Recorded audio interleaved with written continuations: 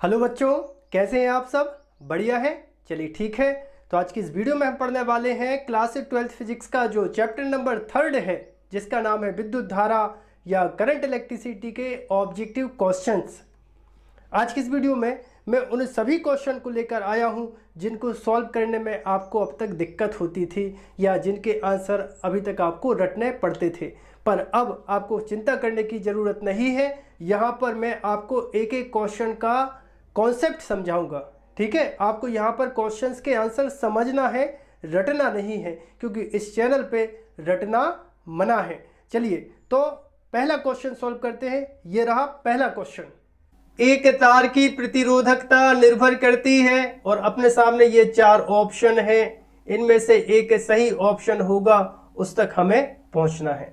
तो इसके लिए हम विशिष्ट प्रतिरोध या प्रतिरोधकता के सूत्र का उपयोग करते हैं। इसको दर्शाते हैं किससे? रो से दर्शाते हैं। किसको? विशिष्ट प्रतिरोध या प्रतिरोधकता को। और इसका सूत्र होता है रो इक्वल आर ए और अपॉन होता है एल। यहाँ रो का मतलब तो अभी मैंने बताया विशिष्ट प्रतिरोध या प्रतिरोधकता। ए का मतलब होता है तार के अनुप्रस्थ काट का क्षेत्रफल, एल का मतलब होता है लंबाई और आर का मतलब होता है प्रतिरोध। अब चूंकि हम प्रतिरोध का सूत्र भी जानते हैं, क्या होता है? आर इक्वल एम एल और अपॉन होता है N E square A tau. ये होता है प्रतिरोध का सूत्र। अब इस सूत्र को यहाँ पर हम इसको समीकरण नंबर 1 दे देते हैं और समीकरण 1 में ये आर का मान रखेंगे तो हमें एक नया सूत्र मिल जाएगा विशिष्ट प्रतिरोध या प्रतिरोधकता का। क्या बन जाएगा? रो इक्वल आर का मान कितना है? M L upon N E square A tau into, अब यहां पर देखो कितना है? A upon L. तो यहां आ जाएगा ए और अपॉन आ जाएगा एल। अब यहां पर देखिए ए से ए कैंसिल हो जाएगा कि नहीं? एल से एल कैंसिल हो जाएगा। तो रो इक्वल बचेगा विशिष्ट प्रतिरोध या प्रतिरोधकता इक्वल बचेगा, ऊपर बचा है कितना? एम अपॉन नीचे कितना बचा है? एन ई स्क्वायर और यहां से बचा है टाउ। ठीक है, इतनी बातें यहां से बची हैं। अब देखिए यहां पर m व e तो कहलाएंगे नियतांक, क्योंकि m जो है m बराबर इलेक्ट्रॉन का द्रव्यमान कहलाता है और e जो कहलाता है इलेक्ट्रॉन का आवेश। मतलब m और e कांस्टेंट है। कांस्टेंट का मतलब क्या होता है? नियत राशि। जैसे सूर्य का द्रव्यमान कैसी राशि है? अचर राशि है ना, कांस्टेंट है, उसको बदल नहीं सकते हम। पृथ्वी का द्रव्यमान है, अचर राशि है, हम नहीं बदल सकते। ऐसे ही इलेक्ट्रॉन का द्रव्यमान और आवेश भी अचर राशि कांस्टेंट है, इनको हम नहीं बदल सकते। मतलब रो का मान किन 2 बातों पर निर्भर करेगा? एक तो निर्भर करेगा एन पर और एक डिपेंड करेगा ई पर। अब एन का मतलब क्या होता है? मुक्त इलेक्ट्रॉनों की संख्या। यदि हम किसी ऐसे चालक पदार्थ को लें जिसमें मुक्त इलेक्ट्रॉनों की संख्या ज्यादा है, मतलब जिसमें एन का मान ज्यादा है, और जब एन का मान ज्यादा होगा तो विशिष्ट प्रतिरोध या प्रतिरोधकता का मान कम हो जाएगा। बात ध्यान से समझो जरा। जो बटे में राशि रहती है उनके मान को बढ़ाने पर हमेशा मुख्य राशि का मान कम हो जाता है, और बटे वाली राशि के मान को कम करने पर मुख्य राशि का मान हमेशा बढ़ जाता है। तो मतलब पहला तो डिपेंड करेगा चालक के पदार्थ पर। क्वेश्चन तो आंसर तो यही आ गया कि एक तार की प्रतिरोधकता निर्भर करती है। यहां पर देखिए एन और टाउ बच रहा है, तो एन मतलब क्या? चालक पदार्थ जिसमें मुक्त इलेक्ट्रॉन है। तो इसका जो सही आंसर होगा वो होगा ऑप्शन नंबर डी, पदार्थ पर। अब एक एक्स्ट्रा नॉलेज और दे दें हम आपको। यहां पे टाउ का मतलब होता है शांति काल। देखिए शांति काल का मतलब ये होता है कि जो चालक पदार्थ होता है या जो धातु होती हैं, जब उनके चालक सिरों के बीच में हम विभवांतर लगाते हैं तो जो इलेक्ट्रॉन होते हैं वो गति करते हैं। गति करेंगे तभी तो विद्युत धारा बनती है। तो ये जो इलेक्ट्रॉन है ये धन आयनों से टकराते हैं। जैसे सामने यहाँ पे क्या आ जाएगा? धन आ जाएगा, तो इससे ये क्या करेगा? टक्कर करेगा।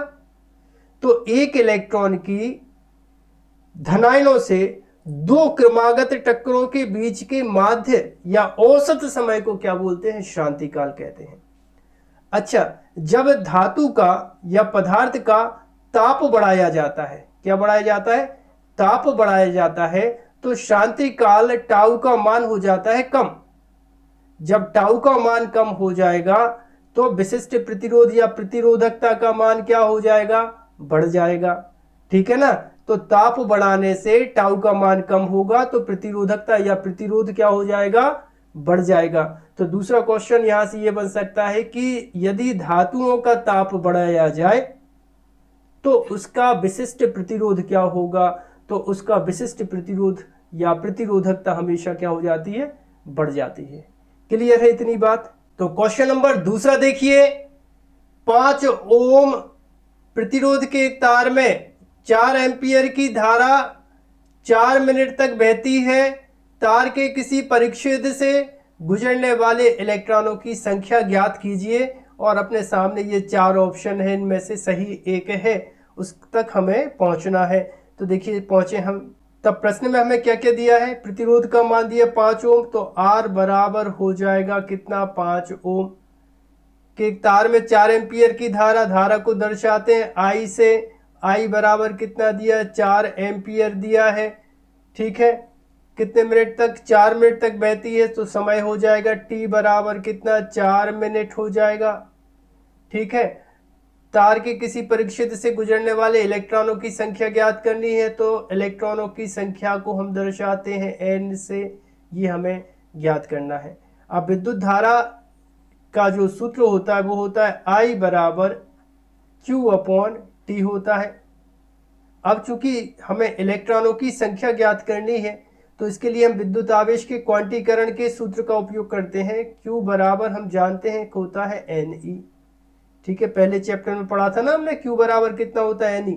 तो ये जो Q बराबर Ne है, ये Q की जगह रख दो, तो कितना हो जाएगा, I बराबर Ne और अपॉन हो जाएगा T।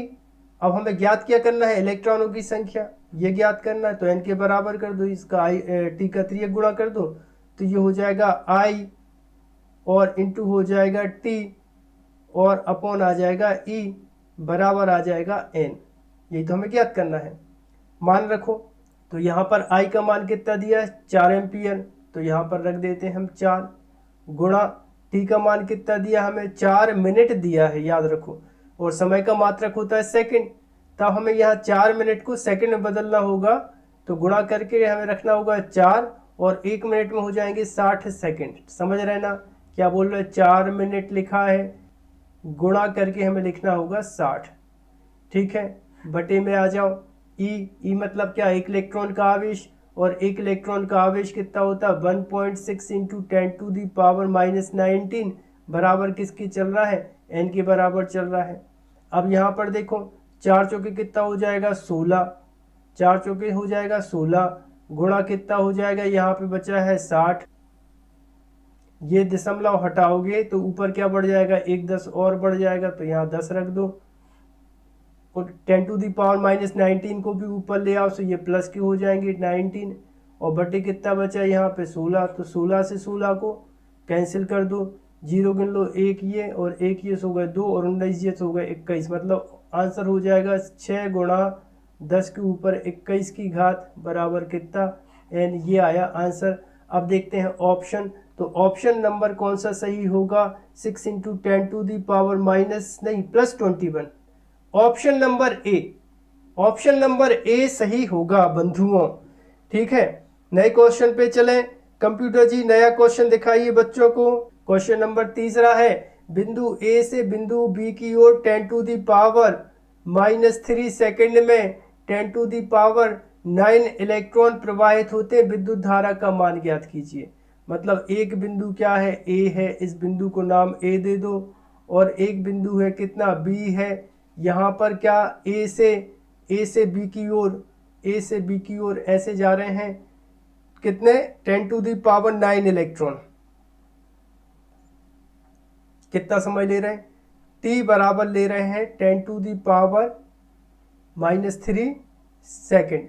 इतने टाइम में इतने इलेक्ट्रॉन ए से बी की ओर जा रहे हैं। तब हमें विद्युत धारा का मान ज्ञात करना है। तो विद्युत धारा का मान ज्ञात करने के लिए हम सूत्र लगाएं, I बराबर कितना, Q बटे हो जाएगा T। फिर से विद्युत आवेश के क्वांटीकरण का उपयोग करें सो हम जानते हैं कि चूंकि Q बराबर होता है NE, तब I बराबर कितना हो जाएगा, I बराबर हो जाएगा NE और अपॉन हो जाएगा T।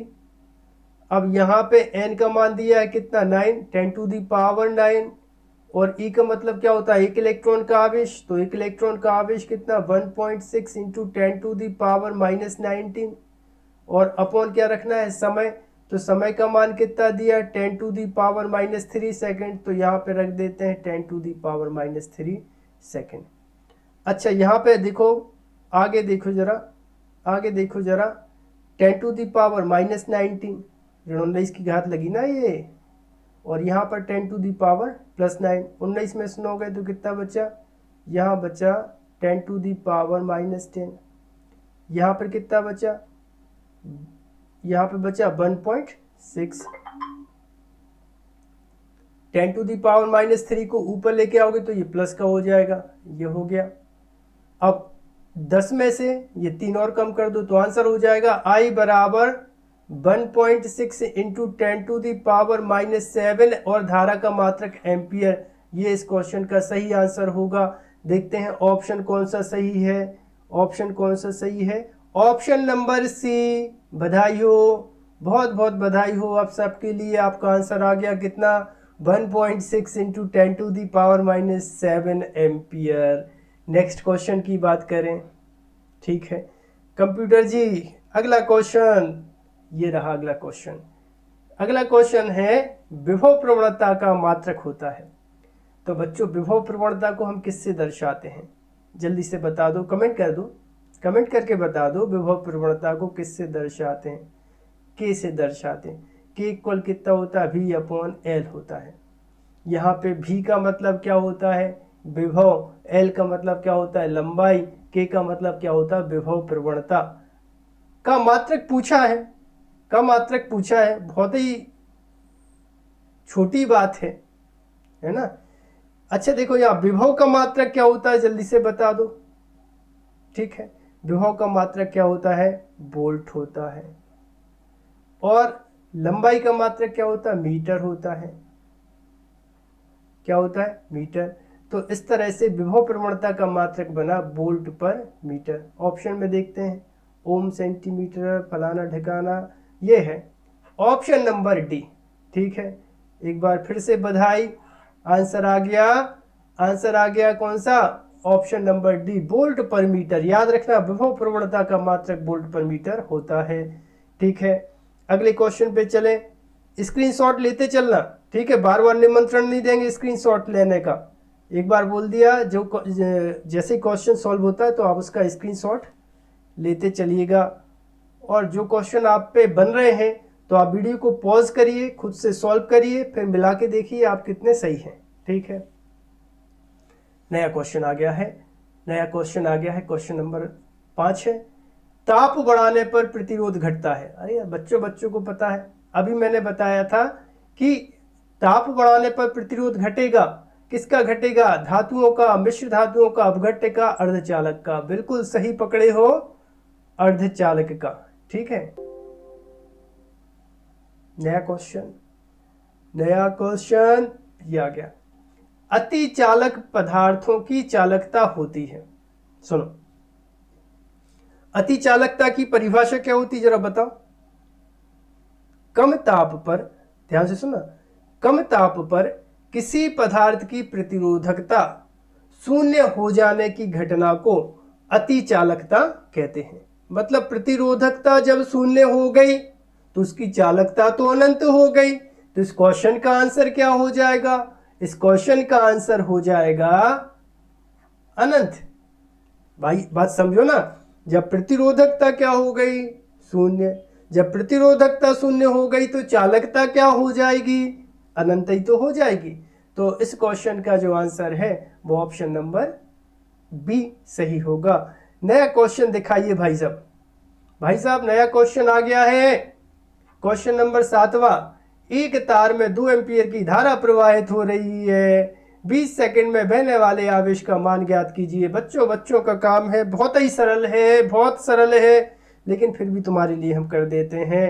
I बराबर कितना होगा, आई बराबर होगा क्यू बटे टी। अब निकालना है क्या, हमें आवेश निकालना है, तो क्यू के बराबर कर दो तो ये हो जाएगा आई इंटू टी। क्यू के बराबर कर दो, आई का मान कितना दिया है 2, समय का मान कितना दिया है हमें 20, 20 दूनी कितना हो जाएगा 40, तो क्यू बराबर आ जाएगा 40 कूलम। ऑप्शन देखते हैं, ऑप्शन नंबर है इसका डी 40 कूलम।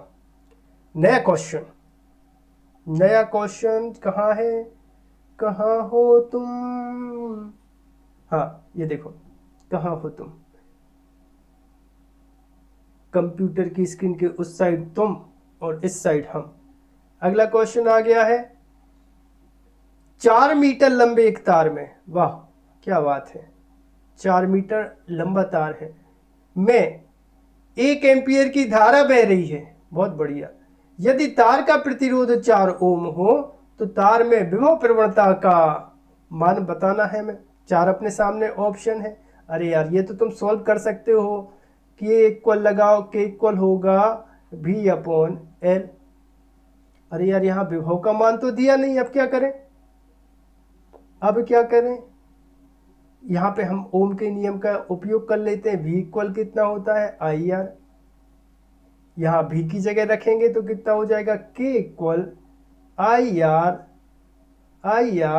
बटे हो जाएगा L, या K के इक्वल करेंगे तो K इक्वल हो जाएगा I का मान कितना है 1 एम्पियर, तो यहाँ पर 1 रख दो, और प्रतिरोध का मान दिया है 4 ओम, तो यहाँ पे रख दें R की जगह 4 ओम बटे लंबाई दी है 4 मीटर, दी है ना 4 मीटर, तो यहाँ पे रख दो 4 से 4 को कैंसिल कर दो, सो K बराबर आ जाएगा भाई साहब 1, और विभव प्रवणता का मात्रक वोल्ट पर मीटर।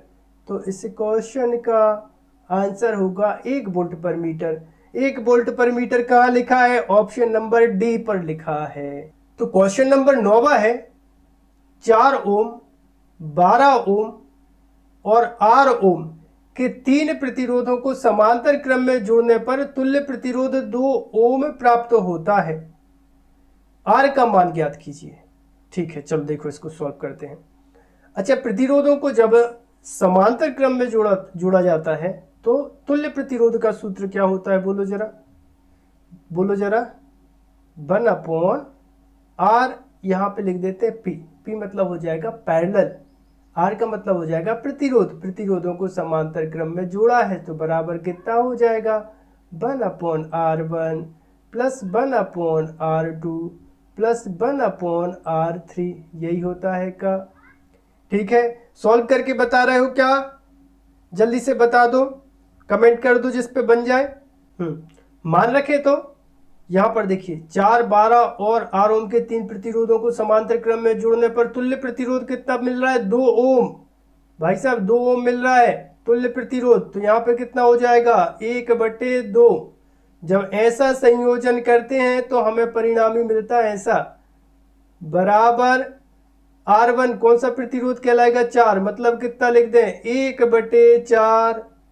फिर क्या कह रहा है भाई साहब 1/12 ओम, तो यहाँ पे प्लस करके 1/12 ओम, और कितना है R, सो प्लस करके आ जाएगा 1/R। अब ये R का मान हमें ज्ञात करना है, माने ये राशि और ये राशि का क्या कर दे पक्षांतर, तो करेंगे तो कितना हो जाएगा 1/2 माइनस 1/4 माइनस 1/12 बराबर 1/R।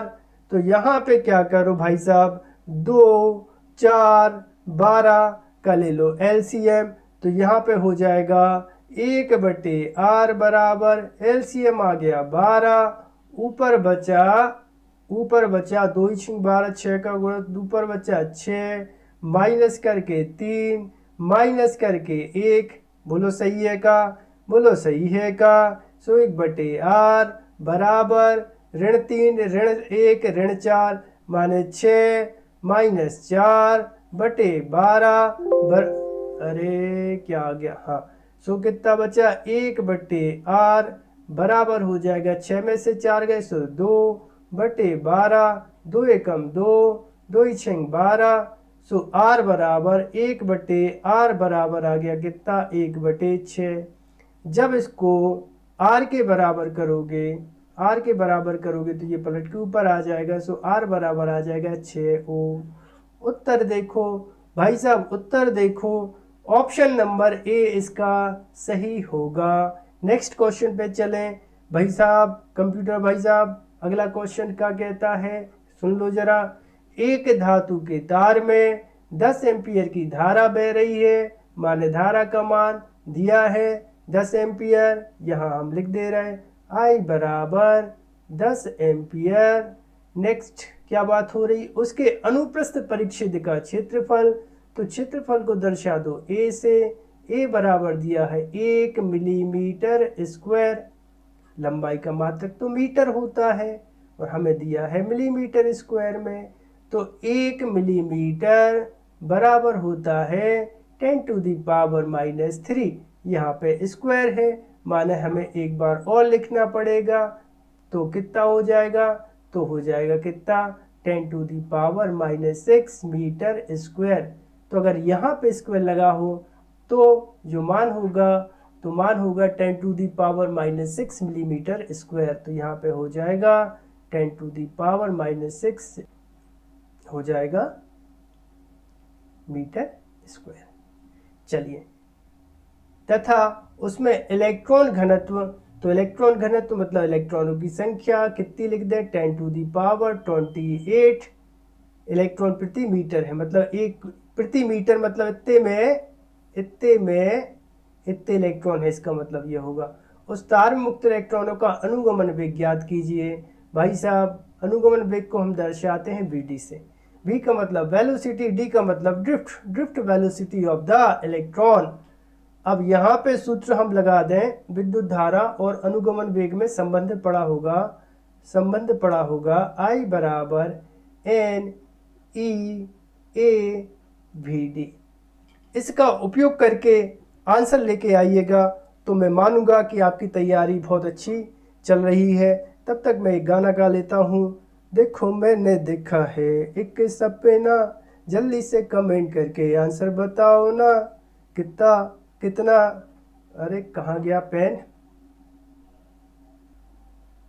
तब इसको vd के इक्वल करेंगे तो ये हो जाएगा vd इक्वल, यहाँ पे है I, बाकी राशियों का यहाँ पर बटे में त्रियक गुणा कर दो।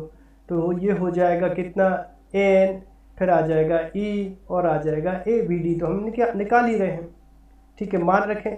तब ये हो जाएगा vd बराबर, I का मान कितना है, I का मान देखो जरा कितना दिया था 10 एम्पियर। तो ऊपर रख दो 10 बटे नंबर ऑफ इलेक्ट्रॉन कितने हैं 10⁻28। तो 10⁻28। एक इलेक्ट्रॉन का आवेश कितना 1.6 इंटू 10⁻⁻19। फिर क्षेत्रफल कितना 10⁻⁻6। चलो इसको सॉल्व करें। तो यहाँ पर देखो 10⁻⁻6 या 90 से 1906 कितने हुए 25। 28 में से 25 गए तो कितना बचा, 28 में से 25 गए तो बचे 3 धन के, है ना। तो हम इसको लिख सकते हैं vd इक्वल 10 बटे 1.6 इंटू 10⁻³ कितना 3, ठीक है ना। यहाँ पर 28 में से 1906 25 कम कर दिए। अब एक काम करो जरा, vd बराबर यहाँ पे लिखो 10 गुणा 10 बटे लिखो 16 और 10⁻³ को जब ऊपर लेके आओगे तो ये हो जाएगा माइनस का। तब ये हो जाएगा vd इक्वल, देखो यहाँ पे 10 दाम 100 बटे हो जाएगा 16 और इंटू हो जाएगा 10⁻³ 16 को 100 में डिवाइड करोगे तो कितना आ जाएगा, देखो 16×96, 16×96, फिर दशमलव 16 दूनी 32, 16 पंचे 80, 10⁻³ या vd इक्वल। अब यहाँ पर 10⁻³ इसलिए बचाया मैंने क्योंकि आंसर अपन को मिलीमीटर पर सेकंड में होता है। वेग का मात्रक क्या होता है मीटर पर सेकंड, लेकिन यहाँ पे हो जाएगा कितना 6.25, इसका मान हो जाएगा मिलीमीटर और पर हो जाएगा सेकंड। तो ये इस क्वेश्चन का आंसर होगा। तो यहाँ पर देख लेते हैं कितना 6.25 मिलीमीटर पर सेकेंड। ऑप्शन नंबर ए सही होगा। ठीक है, तो जल्दी से इसका एक स्क्रीनशॉट लो, फिर आगे बढ़े अपन नेक्स्ट क्वेश्चन पे। भाई साहब अगला क्वेश्चन कहता है एक तार की लंबाई को चौथाई करना है तथा त्रिज्या आधी करने पर उसका प्रतिरोध होगा दुगना, 4 गुना, 16 गुना या फिर नियत रहेगा। तो यहाँ पर हम सूत्र का उपयोग करेंगे। देखिए विशिष्ट प्रतिरोध या प्रतिरोधकता का सूत्र होता है rho equal R A upon होता है एल। अगर हम इसको आर के बराबर करेंगे तो एल का हो जाएगा त्रियक गुणा, मतलब ये हो जाएगा रो एल अपॉन ए बराबर कितना होगा, बराबर होगा आर के। बात समझ रहे ना, एल का त्रियक गुणा यहाँ कर दिया और ए का त्रियक गुणा कर दिया बटे में। तो ये तो हो गया प्रतिरोध का सूत्र। अब प्रतिरोध का जो सूत्र हो गया तो इसको जब चौथाई लंबाई नहीं करी उसके पहले लगाएंगे तो क्या हो जाएगा, रो L1 बटे, अच्छा देखो तार के अगर अनुप्रस्थ परिच्छेद की बात करी जाए, जैसे ये एक तार है, देखो समझो बात जरा, ये एक तार है, अगर हम इसका इतना हिस्सा अलग करेंगे तो हमें कैसा मिलेगा, वृत्ताकार मिलेगा, वृत्ताकार मिलेगा। अगर इसके अनुप्रस्थ परिच्छेद को काट कर अलग करें तो वो हमें मिलेगा वृत्ताकार। और वृत्त का क्षेत्रफल कितना होता है, ए इक्वल होता है पाई आर स्क्वायर। बोलो ठीक है ना। तो यहाँ पे ये जो ए है हमें कैसा मिलेगा, वृत्ताकार मिलेगा। तो वृत्त का क्षेत्रफल कितना होता है, पाई आर स्क्वायर होगा, बराबर कितना हो जाएगा आर।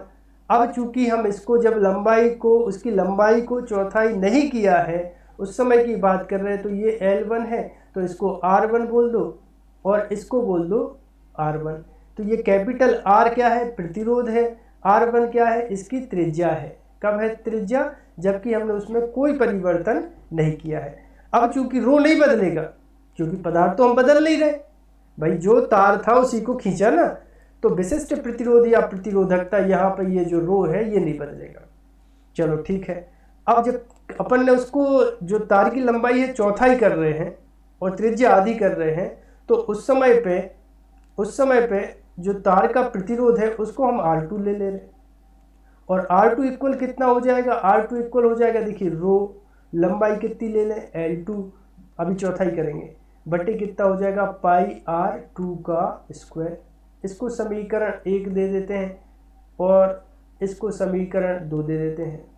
समीकरण 1 में समीकरण 2 का यदि हम भाग दें तो ये हो जाएगा, देखो R1 बटे हो जाएगा R2 बराबर, R1 का मान कितना है, रो L1 बटे कितना है, बटे कितना है पाई R1 का स्क्वायर।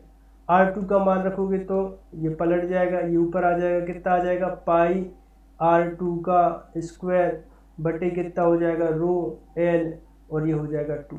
यहाँ पे देखो पाई से पाई को मार दो, रो से रो को मार दो, तो कितना बचा R1 बटे R2 बराबर हो जाएगा कितना हो जाएगा, यहाँ बचा L1 बटे यहाँ बचा L2 और गुणा करके त्रिज्या कितनी बची है, ऊपर बची है R2 बटे में बची है R1 और दोनों के ऊपर स्क्वायर है तो होल स्क्वायर हम लगा देते हैं। अब देखो प्रश्न अनुसार तार की लंबाई को क्या करना है, चौथाई करना है। यानी अभी जो तार की लंबाई है अभी कितनी है L2, उस लंबाई को प्रारंभिक लंबाई का चौथाई करना है, माने 4 से भाग देना होगा। आधा करना होता तो 2 से भाग दे देते, तिहाई करना होता तो 3 से दे देते। तो अपन को क्या करना है, चौथाई करना है। यानी अभी जो लंबाई है उस लंबाई का, प्रारंभिक लंबाई का 1/4 करना है, तो कर दिया अपन ने। और जो त्रिज्या है, अभी जो त्रिज्या है उस त्रिज्या को प्रारंभिक त्रिज्या का आधा करना है, तो प्रतिरोध कितने गुना हो जाएगा ये हमें निकालना है। आगे देखो जरा, अगर हम इसको L1 बटे L2 कर दें, L1 बटे L2 कर दें तो ये हो जाएगा L1 बटे L2 बराबर हो जाएगा 4। हो जाएगा कि नहीं, देखो L1 को यही रखा, L2 का त्रिज्या गुणा किया नीचे, तो ये 4 कहाँ चला जाएगा ऊपर, तो L1 बटे L2 बराबर 4। यहाँ त्रिज्या का देखो, यहाँ रखो R2 बटे कितना हो जाएगा R1, तो बराबर कितना बचेगा 1/2 बचेगा कि नहीं भाई। R2 यही है, R1 का 3 गुणा कर दो, सो 1/2। तो ये दोनों मान इसको समीकरण 2 में रख दें, तब ये हो जाएगा देखो R1/R2 बराबर L1/L2 का मान कितना 4, R2/R1 का मान कितना 1/2 का टोटल कितना स्क्वायर है, तो यहाँ पे लगा दो। सो ये हो जाएगा R1/R2 बराबर 4 गुणा 1/4, 4 से 4 क्या हो जाएगा कैंसिल, मतलब R1 बराबर यहाँ पे R2 का 3 गुणा कर दो तो कितना हो जाएगा R2। मतलब इस क्वेश्चन का जो सही आंसर होगा वो होगा R1 बराबर R2, माने प्रतिरोध में कोई परिवर्तन नहीं हुआ। तो इसका जो सही आंसर होगा वो होगा ऑप्शन नंबर डी, प्रतिरोध में कोई परिवर्तन नहीं होगा। चलिए नेक्स्ट क्वेश्चन प्लीज। ये आ गया, किसी चालक में बहने वाली धारा के मान में 30 मिली एम्पियर, धारा का मान यहाँ पे दिया 30 मिली एम्पियर की वृद्धि करने पर उसके सिरों के बीच का जो विभवांतर है वो 4.5 वोल्ट से बढ़कर 7.5 वोल्ट हो जाता है, तब इसका प्रतिरोध कितना होगा। तो प्रश्न में हमें दिया है, देखिए किसी चालक में बहने वाली धारा के मान में परिवर्तन हो रहा है, तो परिवर्तन को हम दर्शाते हैं डेल्टा से, धारा को दर्शा दे रहा है आई से। सो डेल्टा आई बराबर कितना दिया है, हमें दिया है 30 मिली एम्पियर। मिली का मान कितना हो जाएगा, मिली का मान हो जाएगा 10⁻³ और ये हो जाएगा एम्पियर। अब यहाँ पर विभव में भी परिवर्तन हो रहा, मतलब कितना डेल्टा भी बराबर अंतिम विभव कितना है 7.5, माइनस करेंगे हम क्या प्रारंभिक, सो 4.5। भाई जब भी परिवर्तन होगा तो अंतिम में से प्रारंभिक को घटा दें हम। सो डेल्टा भी बराबर बचेगा कितना बचेगा 3, विभव का मात्रक वोल्ट। अब यहाँ पर प्रतिरोध का सूत्र लगा दो ओम के नियम से, R बराबर कितना डेल्टा भी बटे कितना डेल्टा आई।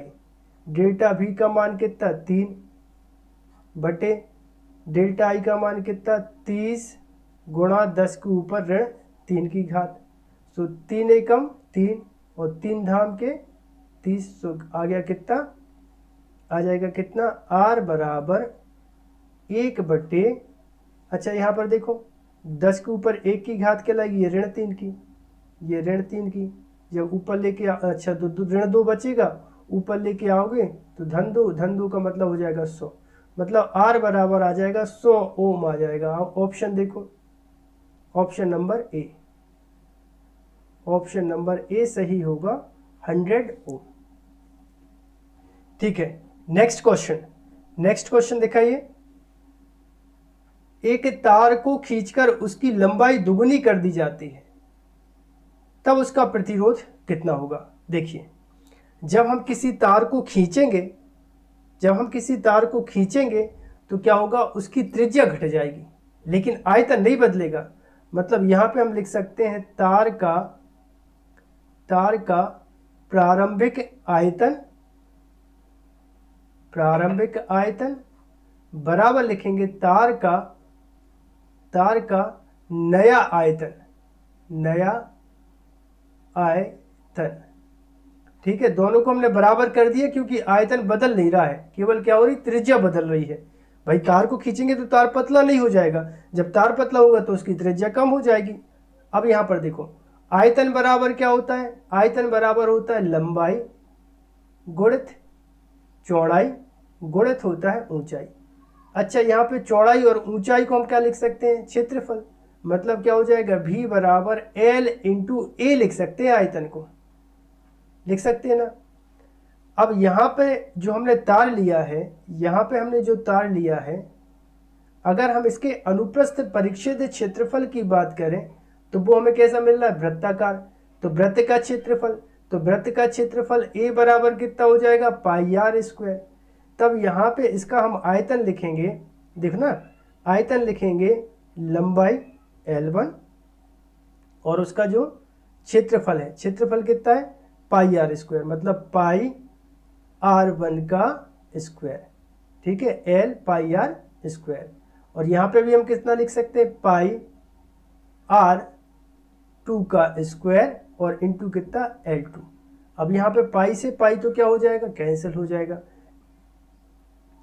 देखिए तब ये बचेगा, यहाँ पर करते हैं L1 और यहाँ से 3 गुणा होके L2 आ जाएगा, सो बटे L2 बराबर यहाँ बचा है कितना R2 बटे कितना आ जाएगा R1, और दोनों पर क्या है, स्क्वायर है, तो होल स्क्वायर हम यहाँ पे लगा देते हैं और इसको देते हैं समीकरण नंबर 1। अब देखो विशिष्ट प्रतिरोध या प्रतिरोधकता से हमने सीख के आए हैं। देखिए यहाँ पे मैं फिर से बता देता हूँ, रो इक्वल होता है RA अपॉन L। अब जैसे हमें प्रतिरोध बताना है तो प्रतिरोध का इक्वल करेंगे तो कितना हो जाएगा, R इक्वल यहाँ से ये बचेगा रो L और अपॉन हो जाएगा A। जब तार को हमने नहीं खींचा था, अगर उस समय पे इस सूत्र को हम लगाएंगे तो प्रतिरोध हो जाएगा R1, लंबाई हो जाएगी L1, और इसका जो क्षेत्रफल है, एक मिनट और रुको, ऐसा लिखो इसको, R1 इक्वल रो L1 बटे हो जाएगा इसका जो क्षेत्रफल है वो क्या है, वृत्ताकार मिला ना, तो इसको लिखेंगे हम कितना, पाई R1 का स्क्वायर। ठीक है, जब तार को हमने नहीं खींचा उस समय की बात कर रहे हैं। अब जब हमने तार खींच दिया है, तार खींचने के बाद, जब तार को खींचेंगे, खींचने के बाद, यहाँ एक बार लिख दे रहे, खींचने के बाद, तब ये कितना हो जाएगा, देखिए R2 इक्वल रो नहीं बदलेगा क्योंकि कोई पदार्थ थोड़ी बदल रहा है, तार तो वही है, तो रो, और फिर कितना हो जाएगा, यहाँ पे आ जाएगा L2 और अपॉन हो जाएगा कितना, पाई R2 का स्क्वायर। तो इसको देते समीकरण नंबर 2 और इसको देते समीकरण नंबर 3। अब समीकरण 2 में समीकरण 3 का भाग दे दो, मतलब क्या कर दो, इसको R1 बटे कर दो R2, तो इक्वल R1 का मान कितना है, रो L1 बटे हो जाएगा कितना, पाई R1 का स्क्वायर गुणा, ये पलट जाएगा तो हो जाएगा पाई R2 का स्क्वायर बटे हो जाएगा रो L2। तब यहाँ पर देखो, पाई से पाई कैंसिल, रो से रो कैंसिल, तो कितना बचा, R1 बटे R2 बराबर यहाँ बचा है L1 बटे L2, और यहाँ पे कितना बचा है, R2 बटे यहाँ बचा है R1 का, दोनों पे स्क्वायर है तो होल स्क्वायर। अब इतने का मान समीकरण 1 में देखो जरा, R2 बटे R1 का मान कितना है, L1 बटे L2, तब हम इसको लिख सकते हैं R1 बटे R2 बराबर L1 बटे L2 गुणा करके L1 बटे L2, तो ये हो जाएगा कितना, L1 का स्क्वायर बटे हो जाएगा कितना, L2 का स्क्वायर। अब देखो प्रश्न कहता है एक तार को खींचकर उसकी लंबाई को दुगना करना है, मतलब अभी जो लंबाई है L2 उसको खींचकर दुगना करना, माने उसकी प्रारंभिक जो भी लंबाई थी उसको दुगना करना है। तो L2 का मान कितना हो जाएगा, 2L1। समीकरण इसको दे दें समीकरण नंबर 4 और मान रखें, तब ये हो जाएगा, देखो R1 बटे R2 बराबर यहाँ पे कितना है, L1 का स्क्वायर बटे L2 का मान कितना है, 2L1 का स्क्वायर, 2L1 का स्क्वायर। तो यहाँ से L1 स्क्वायर से तो L1 स्क्वायर कैंसिल हो जाएंगे, 2 का वर्ग कितना हो जाएगा, 4, मतलब ये बचेगा R1 बटे R2 बराबर कितना बचा, 1/4।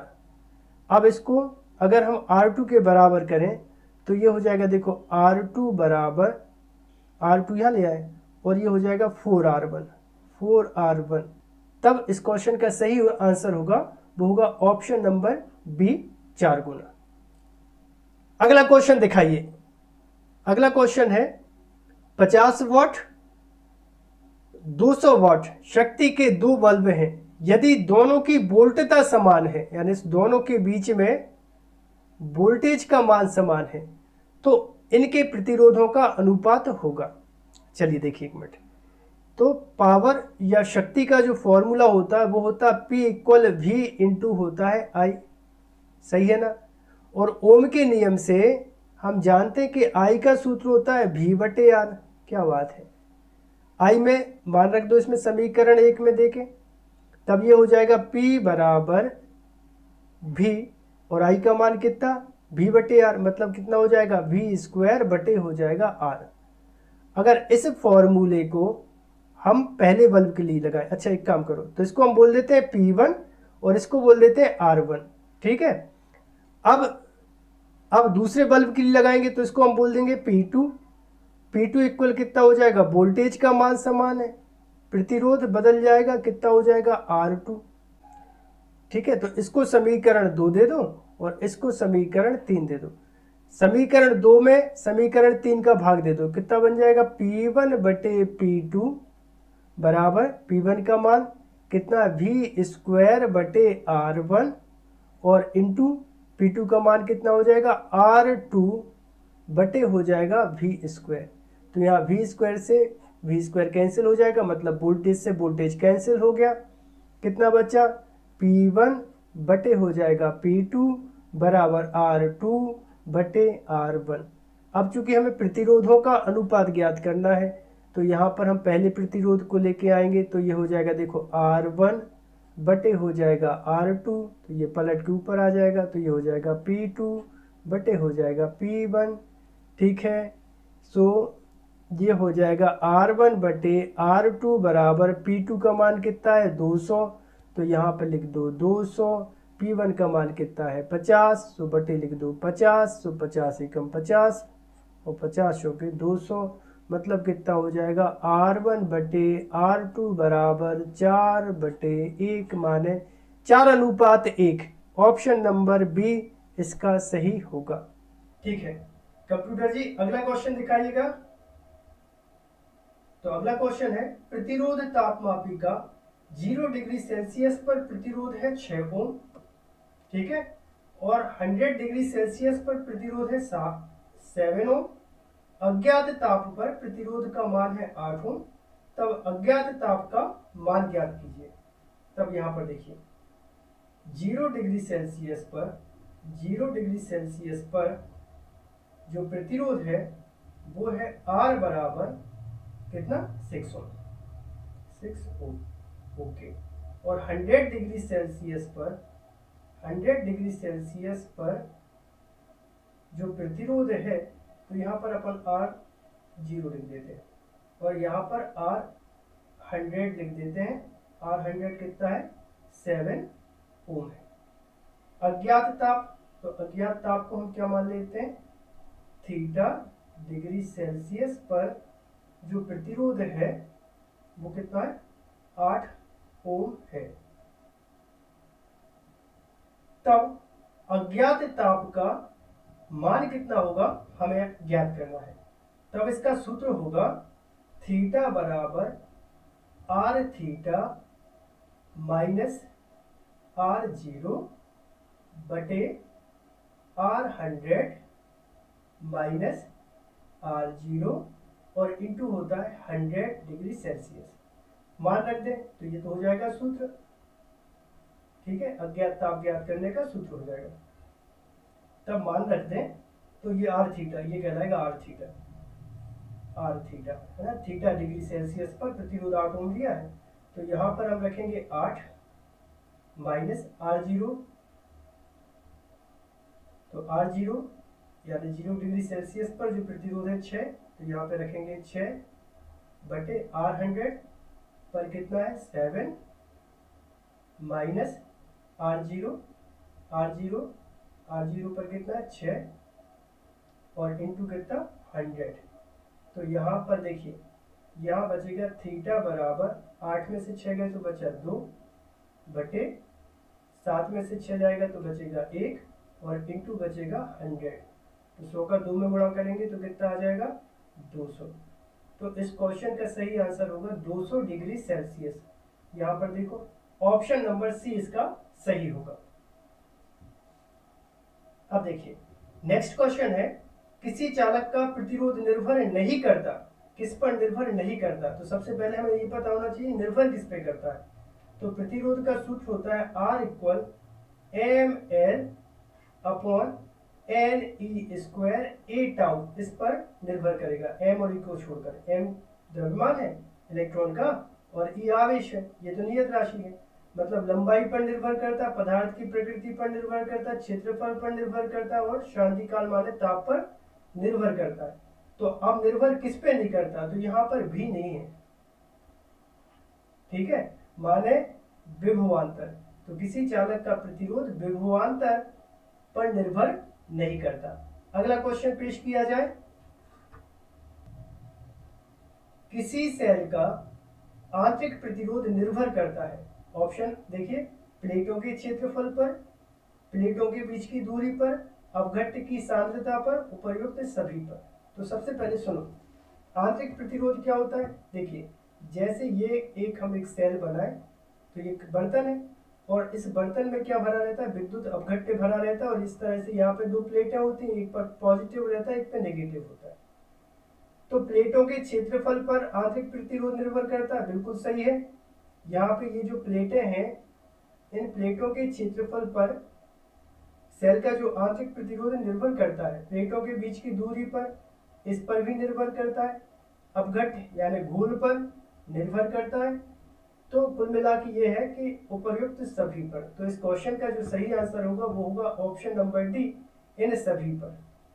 क्वेश्चन नंबर 19वां देखिए, निम्न में से कौन सा द्रव विद्युत का सुचालक है परंतु विद्युत अपघट्य नहीं है। तो इस क्वेश्चन का आंसर होगा पारा।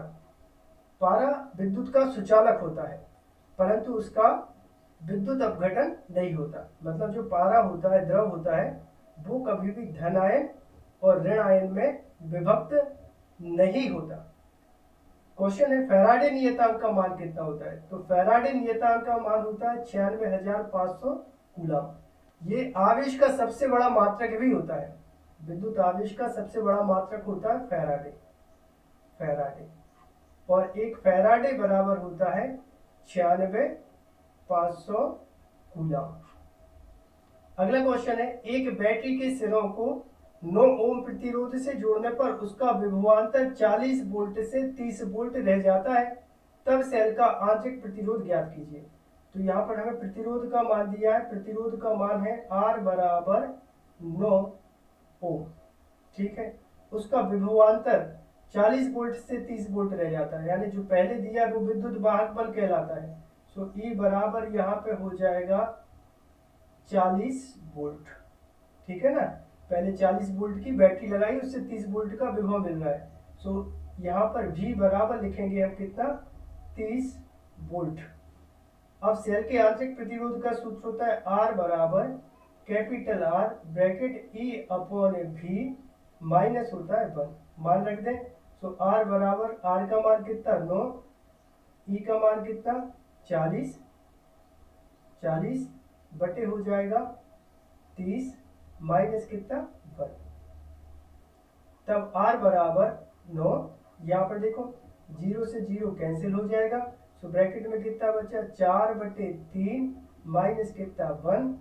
तब इसको आगे सॉल्व करें, तब ये बनेगा R बराबर, यहाँ पे बचा है 9 और इसको सॉल्व करेंगे तो आ जाएगा कितना 1/3। सो 3 एकम 3, 3 तिया 9। सो R बराबर कितना आ जाएगा 3 ओम आ जाएगा। ऑप्शन देखिएगा, ऑप्शन नंबर डी इसका सही आंसर होगा। अगला क्वेश्चन दिखाइए प्लीज, ये आ गया।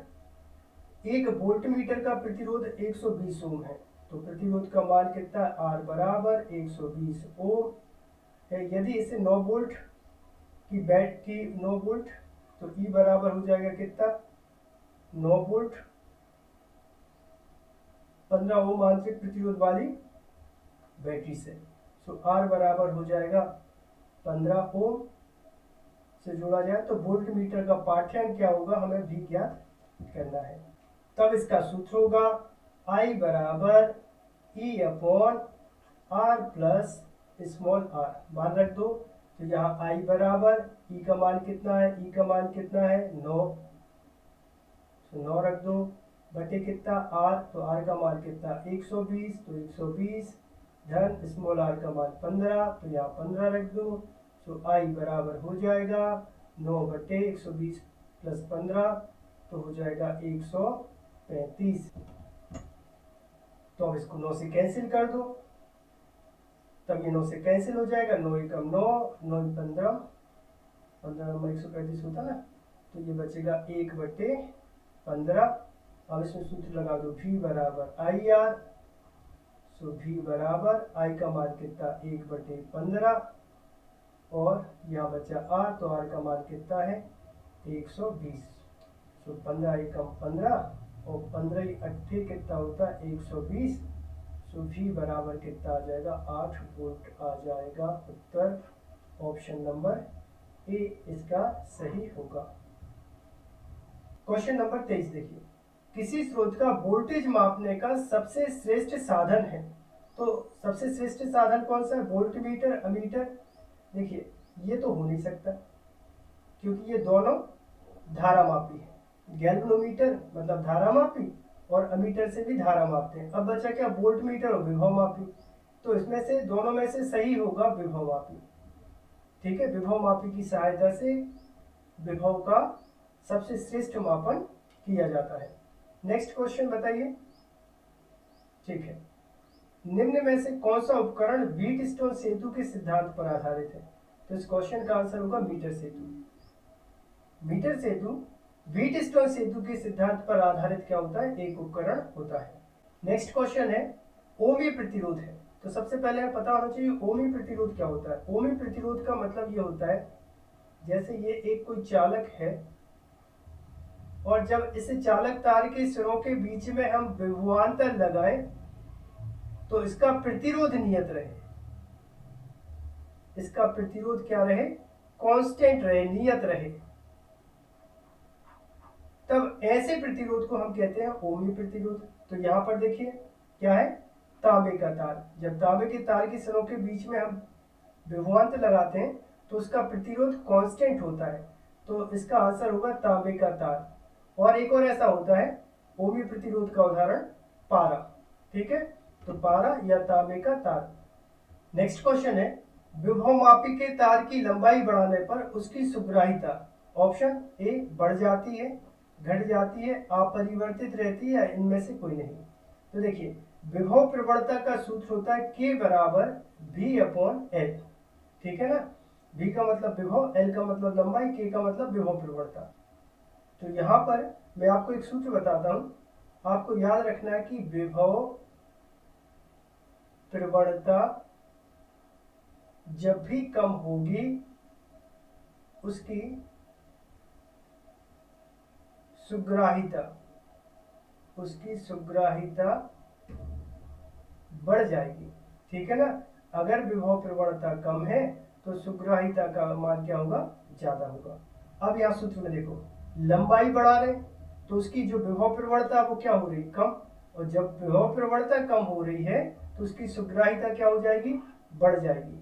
तो इस क्वेश्चन का सही आंसर होगा ऑप्शन नंबर ए कि विभवमापी के तार की लंबाई बढ़ाने पर उसकी सुग्राहिता बढ़ जाती है। क्वेश्चन नंबर 27 है, विभवमापी के संतुलन की स्थिति में उसका प्रतिरोध होता है 0, 1 से कम, अनंत या अपरिवर्तित। देखिए जब विभवमापी संतुलन की स्थिति में होता है वहां पर I का जो मान होता है वो होता है 0। अब I बराबर कितना होता है? I बराबर होता है V/R। R के बराबर करोगे तो कितना हो जाएगा? R बराबर करोगे तो V/I। यहाँ पर कितना हो जाएगा? V/I का मान तो 0, और 0 का जब किसी भी राशि में भाग दे देते तो क्या आता है? अनंत। तो R बराबर क्या आ जाएगा? अनंत आ जाएगा। मतलब इस क्वेश्चन का सही आंसर होगा ऑप्शन नंबर सी, अनंत। मतलब विभवमापी के संतुलन की स्थिति में उसका प्रतिरोध अनंत होता है। Next question. ठीक है, धारा घनत्व का मात्रक होता है, ऑप्शन अपने सामने है, ampere, ampere per metre square. तो देखिए धारा घनत्व को हम किससे दर्शाते हैं? जे से, और जे बराबर कितना होता है? I/A। यहाँ I से मतलब क्या हो जाएगा? एम्पियर, और क्षेत्रफल का मात्रक होता है मीटर स्क्वायर। मतलब इसका मात्रक हुआ एम्पियर पर मीटर स्क्वायर। देख लो कहां पे? Option number C. Next question देखो, दो बल्बों पर 25 वाट और 100 वाट अंकित है, किसका प्रतिरोध अधिक होगा? तो यहाँ पर 25 वाट और 100 वाट में विभव एक ही जा रहा है। यहाँ पर शक्ति का सूत्र लगाएंगे, P बराबर V इंटू होता है I। ओम का नियम क्या होता है? I बराबर V बटे R। तब ये हो जाएगा कितना? P बराबर V स्क्वायर बटे हो जाएगा R। अब देखिए, इसको अगर R के बराबर करोगे तो कितना हो जाएगा? R बराबर करोगे तो ये हो जाएगा V स्क्वायर बटे हो जाएगा P। अब P का मान जब हम बढ़ाएंगे तो R का मान कम हो जाएगा। P का मान बढ़ेगा तो R का मान क्या हो जाएगा?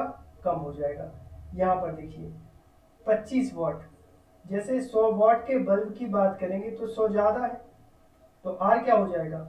R कम हो जाएगा। और 25 क्या है? P का मान कम हो रहा, P का मान कम होगा तो R का मान ज़्यादा हो जाएगा। तो अब यहाँ प्रश्न में हमसे पूछा किसका प्रतिरोध अधिक होगा, तो जो 25 वाट का बल्ब है उसकी शक्ति कम है तो उसका प्रतिरोध क्या है? वो क्या हो जाएगा? ज़्यादा हो जाएगा। तो यहाँ पे ऑप्शन आएगा, ऑप्शन नंबर डी, 25 वाट। अगला क्वेश्चन है, विशिष्ट प्रतिरोध का मात्रक होता है, वो बराबर होता है RA बटे L। सो प्रतिरोध का मात्रक ओम, क्षेत्रफल का मात्रक हो जाएगा मीटर स्क्वायर, लंबाई का मात्रक मीटर, 1 मीटर से 1 मीटर कैंसिल हो जाएगा तो बचेगा ओम इंटू मीटर। ओम मीटर, देख लो यहाँ पे ओम मीटर। ये ऑप्शन नंबर बी इसका सही आंसर होगा। आई होप आप सभी को वीडियो पसंद आया होगा। यदि आप सभी को वीडियो पसंद आया तो चैनल को सब्सक्राइब करके वीडियो को लाइक जरूर करें।